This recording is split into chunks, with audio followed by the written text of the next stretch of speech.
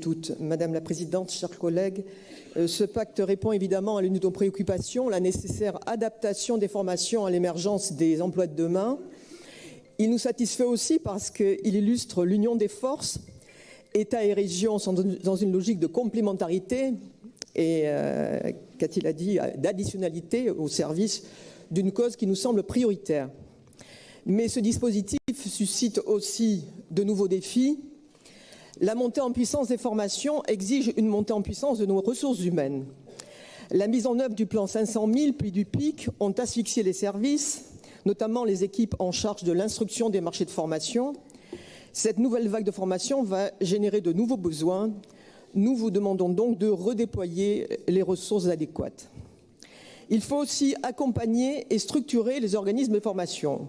Le pacte fait référence à une nécessaire, je cite, réingénierie pédagogique. C'est ambitieux, mais comme le Césaire, nous nous inquiétons de la capacité des organismes de formation à répondre de façon qualitative et quantitative aux marchés qui vont être lancés. Le président Rousset avait pointé lors de la dernière plénière les marchés infructueux. S'il y a des marchés infructueux, c'est que pour certaines spécialités, nous n'avons pas d'offres ou des offres de qualité médiocre.